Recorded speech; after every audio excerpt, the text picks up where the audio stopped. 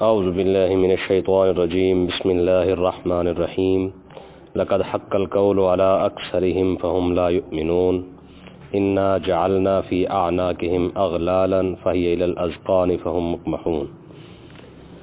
کل ہم نے یہ پڑھا تھا کہ اللہ تبارک و تعالی نے اپنے محبوب علیہ الصلوۃ والسلام کو ارشاد فرمایا کہ محبوب لتنذر قوما ما انذر آباؤهم فهم غافلون، کہ آپ اس قوم کو ڈرائیں جن کو پہلے نہیں ڈرایا گیا ہے، ان کے اندر کوئی نبی نہیں آیا ہے، فہم غافلون، اور یہ ابھی تک یہ غفلت کے اندر ہے۔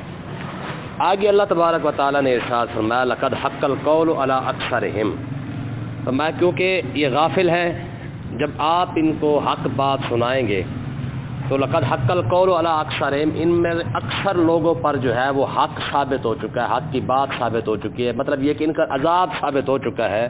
فہم لا یؤمنون، عذاب ان پر ثابت ہونے کی وجہ یہ ہے کہ یہ ایمان نہیں لائیں گے، کیونکہ یہ قوم لگی ہوئی ہے اپنے باپ دادا کے رسم و رواج پر، اور یہ سمجھتے کہ ہمارے باپ دادا جو کر رہے تھے وہ بالکل ٹھیک تھا، تو فرمایا کہ یہ ایمان نہیں لائیں گے تو ان پر عذاب جو ہے وہ اللہ تبارک و تعالیٰ کا ثابت ہو چکا ہے۔ آگے کفر کی ایک مثال اللہ تعالیٰ نے بیان فرمائی کہ کافر کا دل کیسا ہوتا ہے، کافر کی صورتحال کیسی ہوتی ہے۔ میں انا جالنا فی اعناقہم اغلالا، ہم نے ان کی گردنوں کے اندر توق رکھ دیے ہیں، فہی الی الاذقان، اور وہ توق جو ہے وہ ٹھوڑی تک ہے، فہم مقمحون، اور یہ اوپر کو منہ اٹھائے ہوئے ہیں۔ ایک بندہ جس کو توق ڈال دیا جائے نا اور وہ توق آ جائے یہاں تک، ٹھوڑی تک آ جائے، تو منہ اس کا اوپر یہاں اٹھا ہوتا ہے، ٹھیک ہے، یعنی وہ منہ نیچے نہیں کر سکتا توق کی وجہ سے، اپنے سینے کو نہیں دیکھ سکتا ہے۔ فرمایا کہ یہی حال کافروں کا ہے کہ جتنا مرضی آپ ان کو قرآن اور حدیث سناتے جائیں، قرآن اور سنت سکھاتے جائیں، آپ ان کو معجزات دکھاتے جائیں، آپ ان کو جتنا مرضی کرتے جائیں سمجھائیں، لیکن یہ پھر بھی اس کی مثال ایسے ہی کبھی بھی ان کا سر نہیں جھکے گا کہ یار یہ اللہ اور اللہ کے رسول کی بات سچی ہے۔ آپ دیکھ لیں کہ آقا علیہ الصلوۃ والسلام نے 20,000 سے زائد مرتبہ ابو جہل کا کنڈا کھڑکا کے اس کو دعوت دی کہ یار تو کلمہ پڑھ لے، بندہ کا پتر بن جائے، لیکن نہیں مانا، ٹھیک ہے۔ میں یہ کافر کی مثال ہے، جس طرح کافر نے یوں بندہ منہ اوپر کیا ہوا نا، جس طرح اس کا منہ نیچے کی طرف نہیں آتا، فرمایا اسی طرح کافر جو ہے وہ قرآن سن کر اس کا دل بھی نرم نہیں ہوتا ہے۔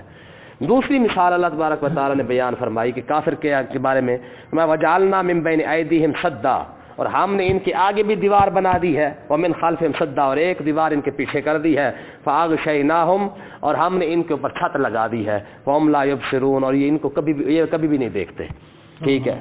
تو یہ اس طرح ایک بندے کو آپ کمرے کے اندر بند کر دیں اور اس کے آگے بھی دیوار ہے، پیچھے بھی دیوار ہے، دائیں بھی دیوار ہے، بائیں بھی دیوار ہے، اوپر چھت ہے، بند کمرہ بالکل بند کر دیا جائے، اب باہر جو مرضی ہوتا ہے اندر والے کو پتہ ہی نہیں کہ کیا ہو رہا ہے، ٹھیک ہے، اب باہر جو مرضی کرتے رہے اندر والے کو تو پتہ نہیں چلتا ہے۔ میں یہی مثال ہے کہ جتنا مرضی کافروں کو آپ قرآن اور حدیث سناتے جائیں، ان کے دل کا دروازہ جو ہے نا وہ بند ہو چکا ہے، ان کے اوپر اثر کوئی نہیں ہوتا۔ تو جس طرح دل بند ہو جائے اس کے اندر کوئی شے داخل نہیں ہو سکتی ہے، میں جس طرح کافر کی مثال بھی ایسی ہے، اس کو کمرے میں بند کر دیں، باہر جو مرضی کرتے رہے کھڑکاتے رہے، اس سے کوئی فرق نہیں پڑتا ہے۔ میں اس طرح جو کافر جو پکے کافر ہے جو ایمان نہیں لائیں گے، ان کی مثال بھی ایسی ہے، ان کو ایک کمرے میں بند کر دیا جائے، ٹھیک ہے، ان کا اب دل جو ہے وہ بند ہو چکا ہے، اب جو مرضی آپ قرآن اور حدیث محبوب ان کو سناتے جائیں ان پر فرق کوئی نہیں پڑے گا۔ وَسَوَاءٌ عَلَيْهِمْ أَأَنذَرْتَهُمْ أَمْ لَمْ تُنذِرْهُمْ، آپ برابر ہے ان پر، کیا کہ آپ ان کو ڈرائے یا نہ ڈرائے، فَهُمْ لَا يُؤْمِنُونَ، یہ ایمان نہیں لائیں گے۔ وجہ کیا ہے کہ دل تو ان کا بند ہو چکا ہے، ٹھیک ہے جی، اب حالات انہوں نے ہر طرف سے اپنے اوپر بند کر لی ہے، تو ان کو واعظ اور نصیحت قرآن جو ہے وہ ان پر فرق، ان کو قرآن سناتے جائے ان کو کوئی اثر نہیں پڑتا، حالانکہ عربی تھے، مانتے تھے یار یہ عجیب کتاب ہے، ہم نے آج تک ایسی عربی نہیں سنی ہے۔ کفار مکہ مل کے بیٹھ کے جو ہے وہ آپس میں میٹنگ کیا کرتے تھے کہ یار یہ محمد عربی صلی اللہ علیہ وسلم کو کیا کہیں، ایک نے کہا جی جادوگر کہہ دیں، کہا جادو ہم جانتے ہیں کہ ہم یہ بھی سمجھتے ہیں کہ یہ جادو نہیں ہے، جب ہم باہر کہیں گے نا کہ یہ جادوگر ہے تو لوگ کہیں گے یہ تم جھوٹ بول رہے، جادوگر تو ایسا ہوتا ہی نہیں ہے، پھر کہتے ہیں آپ اس طرح کہ یہ شاعر کہہ دیں، تو لوگ کہتے ہیں جب ان کا قرآن سنیں گے تو لوگ کہیں گے کیا یہ شاعری ہے، ٹھیک ہے، لوگ پھر ہمیں پاگل کہیں گے۔ تو وہ مانتے تھے کہ یہ جو قرآن ہے نا یہ بڑی لاجواب عربی ہے، ہمیں سمجھ نہیں آتی ہے کہ اس کے ایک ایک لفظ کے اندر حکمت بھرے ہوئے ہیں کہ وہ مجبور ہو جاتے تھے، لیکن اس کے باوجود سب کچھ ماننے کے باوجود بھی ان پر اثر نہیں ہوتا۔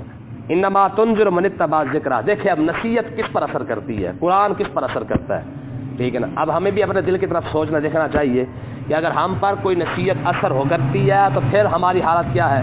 اگر ہم پر نصیحت اثر نہیں کرتی ہے، قرآن سننے کے باوجود ہم پر اثر نہیں ہوتا، تو پھر یہ بھی یاد رکھے کہ ہمارا دل جو ہے پھر وہ بھی کافروں کی طرح ہو چکا ہے، کیونکہ وہ بھی قرآن سن کر ان کا دل بھی نہیں پگھلا، اور ہم قرآن سن کر ہمارا دل بھی اگر نہ پگھلے تو پھر بتائیں پھر کیا بنے گا۔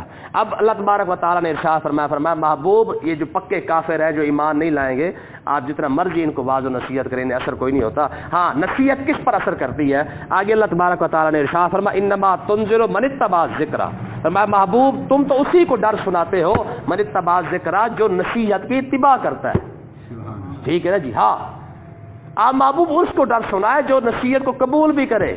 ہم کہتے ہیں یار امی اللہ ہدایت دے گا، اللہ سب کو ہدایت نہیں دیتا، ہدایت رب اسی کو دیتا ہے جو ہدایت لینا چاہتا ہے، ٹھیک ہے جی؟ جو بندہ سیدھے راستے کی بھی آنا نہیں چاہتا، جو بندہ بننا ہی نہیں چاہتا ہے، اس کو آپ کیا نصیحت کریں گے؟ آپ کرتے رہے۔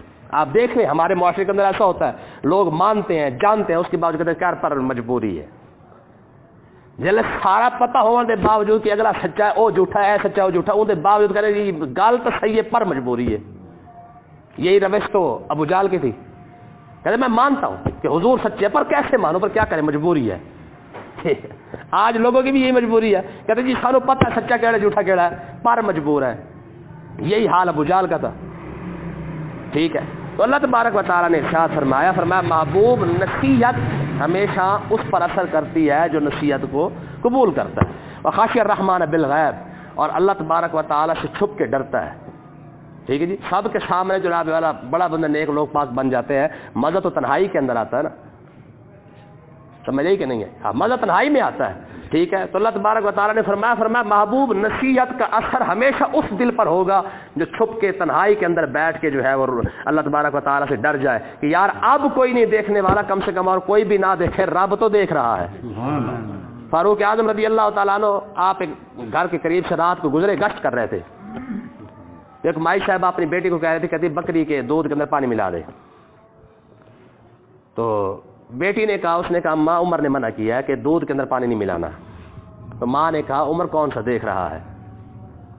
تو بیٹی نے کہا عمر نہیں دیکھ رہا، عمر کا رب تو دیکھ رہا ہے، ٹھیک ہے؟ یہ بات سن کے حضرت فاروق اعظم گھر چلے گئے، اور صبح اسی گھر کے اندر جو ہے مائی صاحبہ کے رشتہ مانگ لیا اپنے بیٹے کے لیے، رشتہ ہو گیا۔ رشتہ ہونے کے بعد اسی مائی صاحبہ کی نسل سے حضرت عمر بن عبدالعزیز رضی اللہ عنہ پیدا ہوئے، ٹھیک ہے؟ فرمایا ماں عمر نہیں دیکھ رہا نا، عمر کا رب تو دیکھ رہا ہے، ٹھیک ہے؟ اب جو شخص نصیحت کو قبول کرے، قرآن سننے کے بعد اپنے دل کو جھکا دے، بھائی بات بس جب اللہ اور اللہ کے رسول کی بات آ گئی بات تو ختم ہو گئی، ٹھیک ہے نا جی؟ آج لوگ کہتے ہیں جی بالکل بس مسئلہ صحیح ہے پر اسی مجبور ہے، ٹھیک ہے؟ لیکن قرآن مجید کیا کہتا ہے؟ فرمایا جو اپنی مجبوری کو سائڈ پہ رکھ کے جب اللہ اور اللہ کے رسول کا حکم مان لے، تنہائی میں رب سے ڈر جائے، اس کو اللہ تبارک و تعالیٰ نے 2 اجر عطا فرمایا۔ وہ کون کون سے؟ فرمایا فبشروا بمغفرۃ، ایک تو اس کا اجر یہ ہے کہ اللہ تبارک و تعالیٰ نے اس کو مغفرت کی خوشخبری عطا فرمائی ہے، قیامت کا دن آئے گا رب اسے بخش دے گا۔ دوسرا اس کو کیا ہے؟ فرمایا ایک تو رب نے اس کو قیامت کے دن بخش دیا 1 اجر، اور دوسرا اجر کریم، فرمایا رب اسے عزت والا اجر قیامت کے دن جنت کا عطا فرما دے گا۔ یہ 2 انعام اس شخص کو ملے ہیں جو اللہ اور اللہ کے رسول کی بات مان کر اپنے دل کو اور اپنے سر کو جھکا دے، ٹھیک ہے جی؟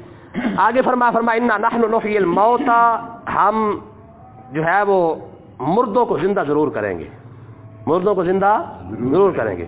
وَنَكْتُبُ مَا قَدَّمُوا وَآثَارَهُمْ، اور ہم لکھ رہے ہیں جو انہوں نے آگے بھیجا ہے اور وہ نشانیاں جو پیچھے چھوڑ کے آئے ہیں۔ 2 باتیں فرمایا، جو آگے بھیج رہے ہیں ہم اس کو بھی لکھ رہے ہیں، جو پیچھے چھوڑ کے آئے اس کو بھی لکھ رہے ہیں۔ اب انسان جو نیکی کر رہا ہے وہ بھی اس کی لکھی جا رہی ہے، جو بدی کر رہا ہے وہ بھی لکھی جا رہی ہے۔ جو پیچھے چھوڑ کے جا رہا ہے، کیا چھوڑ کے جا رہا ہے؟ اپنی اچھائی چھوڑ کے جا رہا ہے، اپنی نیکی چھوڑ کے جا رہا ہے، یا اپنا گناہ چھوڑ کے جا رہا ہے؟ اگر تو اس نے کوئی اچھا کام کیا ہے، اس کے مرنے کے بعد جب تک اچھا کام چلتا رہے گا ثواب ملتا رہے گا۔ دیکھیں نا، اب یہ قرآن پاک مجھے میرے استاد نے پڑھایا ہے، ٹھیک ہے جی؟ دنیا کے اندر ہیں تب بھی اللہ تعالیٰ ان کو اجر دے رہا ہے، دنیا سے چلے جائے پھر بھی ان کو اجر مل رہا ہے۔ ان کو ان کے استاد نے پڑھایا، ان کو ان کے استاد نے پڑھایا، ان کو ان کے استاد نے پڑھایا، یہ سلسلہ چلتا چلتا چلتا چلتا سیدھا آقا علیہ السلام تک جاتا ہے۔ اب جتنے استاد جتنے شاگرد بنتے گئے، 1400 سال ہو چکے، اللہ جانے کتنے استاد آئے ہوں گے، کتنے شاگرد آئے ہوں گے۔ اب ہم جب تک پڑھاتے رہیں گے، میرے شاگرد آگے پڑھتے رہیں گے، سب کو ثواب ملتا رہے گا، ٹھیک ہے؟ اب اس بات کو دوسری طرف لے کے آئے، یہ جو اسکول کالج اور یونیورسٹی کے اندر پڑھایا جا رہا ہے، ٹھیک ہے. اور بچوں کو جو بے دین کیا جا رہا ہے، دین کے اسلام سے جو ہے ان کو جو ہے وہ جناب کیا کیا جا رہا ہے، بیزار کیا جا رہا ہے. اور چھڈو جی اسلام کے قریب نہیں جانا، مولویوں کے قریب نہیں جانا، مولویوں کی گل نہیں سننی بھائی. یہ بچوں کے دماغ کی گند بھرا جا رہا ہے نا. اب جس استاد کی وجہ سے جو شاگرد دین سے دور ہوا ہے، ساری زندگی وہ بچہ جب تک دین سے دور رہے گا عذاب تو استاد کو ملتا رہے گا. تیری وجہ سے جو ہے دین سے دور ہوا ہے. ٹھیک ہے. پھر اب ماں باپ کی طرف توجہ دیکھ لیں، کیونکہ اولاد کی تربیت یہ ماں باپ کی ذمہ داری ہے. ماں باپ نے کیوں توجہ نہیں دی کہ اس کا بیٹا کہاں طرف جا رہا ہے، کس طرف جا رہا ہے. ایک دن بھی اس سے نہیں پوچھا کہ ہاں بیٹا تو کیا پڑھتا ہے. دیکھیں نا، ہم نے کبھی بھی اپنی بچوں کی کتابیں دیکھی ہیں کہ ہاں یہ ہمارے بچے کو اسکول کے اندر کیا پڑھایا جا رہا ہے، کون سے سبق پڑھائے جا رہے ہیں. پھر ہمارے بچے کی تربیت کیسی ہو رہی ہے. یہ اولاد اور ماں باپ، کیونکہ دونوں استاد ہیں، ماں باپ بھی استاد ہے. ادبوا اولادکم. ٹھیک ہے. پہلی تربیت تو ماں باپ کی ذمہ ہے، دوسری تربیت آگی جب اسکول کے اندر چلے گئے تو یہ ماں باپ کی بھی ذمہ داری ہے، اولاد کی استاد کی بھی ذمہ داری ہے. اگر ان دونوں کی وجہ سے جو بچہ برباد ہو رہا ہے، جب تک یہ بچے خراب ہوتے جائیں گے، دین سے دور ہوتے جائیں گے، اس کے ذمہ دار ماں باپ بھی ہوگا، استاد بھی ہوگا. بات سمجھ آ گئی. فرمایا کہ ہم نے جو یہ پیچھے چھوڑ کے آ رہے ہیں ہم اس کو بھی لکھ رہے ہیں کہ کون سا بندہ کون سی نیکی چلا کے آ رہا ہے. اب جس ہمارے بزرگوں نے آج کیونکہ ربیع الاول شریف ہے، اب جس ہمارے بزرگ نے یہ میلاد پاک کا جو سلسلہ شروع کیا تھا، ٹھیک ہے جی، جب تک یہ میلاد پاک کا سلسلہ چلتا رہے گا اللہ تعالیٰ ان کو اجر عطا فرماتا رہے گا. ہوا نا، اصول بن گیا. اب جس نے میلاد کے اوپر فتویٰ لگایا، جب تک وہ فتویٰ چلتا رہے گا اس کو اس کی مصیبت بھی ملتی رہے گی. رسول اللہ کا ذکر ہی ہے نا، جس نے رسول اللہ کے ذکر کو جاری رکھنے کی کوشش کی اجر مل رہا ہے، جس نے رسول اللہ کے ذکر پر فتویٰ لگانے کی کوشش کی ہے. ٹھیک ہے نا. تو اس لیے ہمیں ایسا کام کرنا چاہیے کہ اگر ہم مر بھی جائیں تو کم سے کم ہمارے بعد ہمارا جو کام ہے نا وہ چلتا رہے. ٹھیک ہے نا. یہی وجہ میں آپ کو بار بار کہتا ہوں کہ خدمت صرف اور صرف علماء کی ہے.